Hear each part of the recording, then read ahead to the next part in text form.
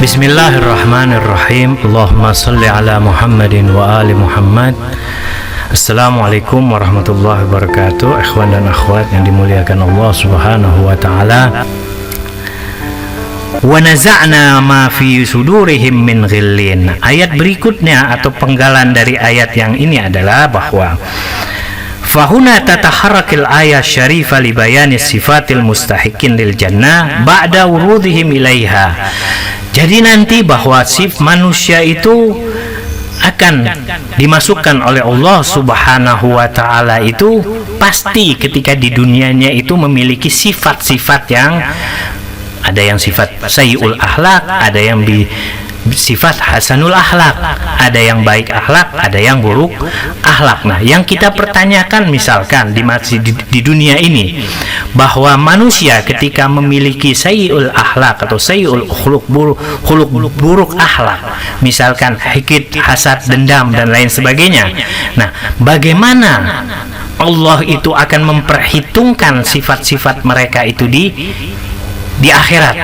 Apakah ketika manusia itu memiliki sifat-sifat sayyi'ul khuluq buruk akhlak, yaitu seperti hikid, hasad, dendam dan lain sebagainya, itu akan Allah tuntut juga? Nah, begini.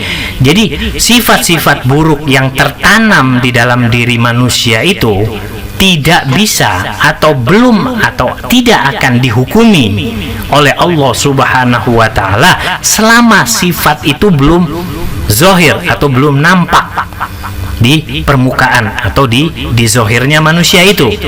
Setiap manusia pasti akan ada sifat-sifat tersebut di dalam lubuk hati terdalamnya. Nah, ketika sifat itu masih bersemayam dan tidak muncul ke permukaan jiwanya, tidak dinampakkan di halayak, maka Allah tidak akan menghitung itu sebagai dosa. Allah tidak akan menghitung itu sebagai maksiat.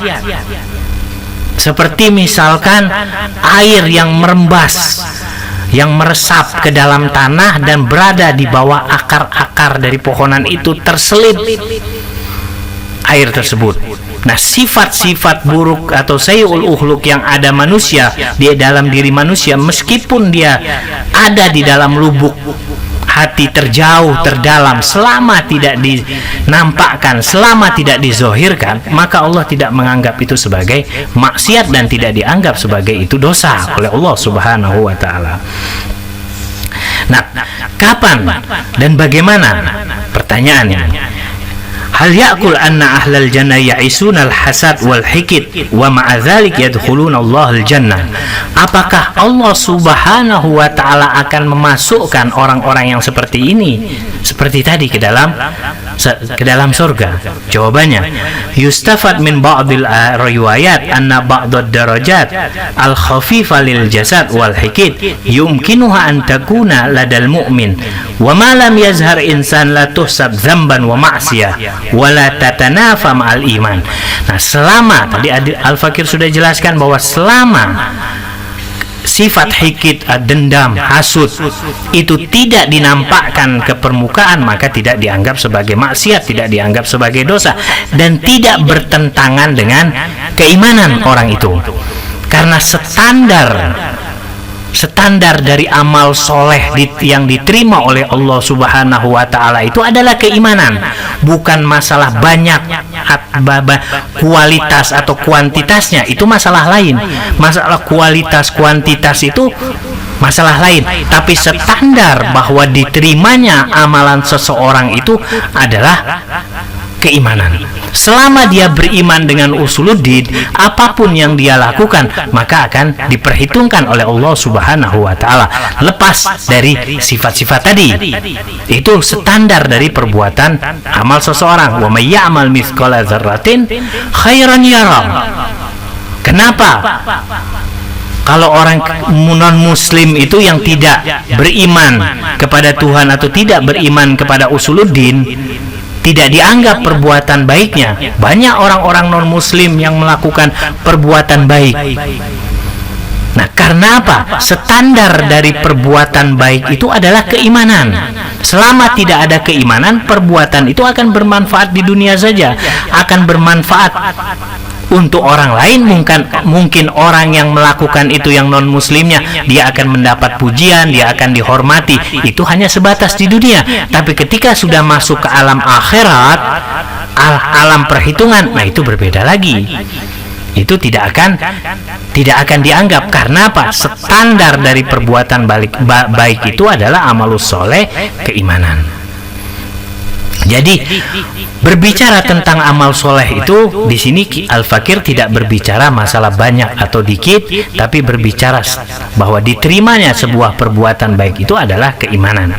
Seperti misalkan standar kita di pemerintahan ketika akan diterima untuk kerja itu apa? Ijazah. Kita mau melamar kemana saja di lembaga pemerintahan ataupun swasta, itu pasti akan ditanya ijazahnya, punya ijazah atau tidak. Kita punya potensi melakukan sesuatu, atau kita punya kreativitas, tapi kita tidak punya madrak atau tidak punya ijazah, itu pasti akan tertolak. Karena standar untuk diterimanya di lembaga-lembaga pemerintahan atau swasta itu adalah ijazah.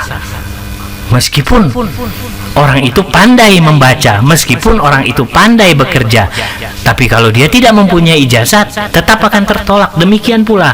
Jadi standar bahwa amal soleh yang akan diterima oleh Allah dan akan berdampak kepada kehidupan akhirat yang abadi, kebahagiaan, adalah keimanan seseorang.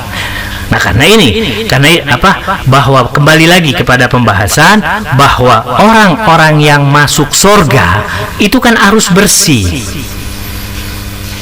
harus suci.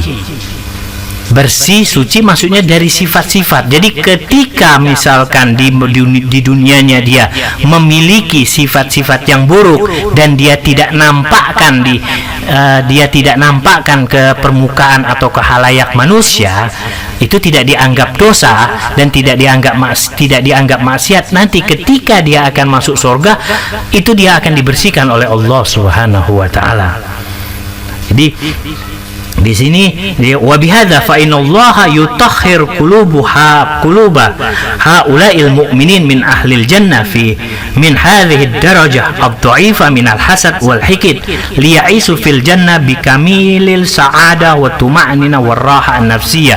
Jadi semuanya, jadi orang atau manusia yang dimasukkan oleh Allah Subhanahu wa taala itu bersih dari sifat-sifat baik, sifat hasad ataupun dendam ataupun sifat yang lain, dibersihkan oleh, tidak ada lagi di lubuk hatinya yang terdalam itu tersimpan sama sekali, tidak ada lagi. Berbeda dengan ketika di waktu di dunia.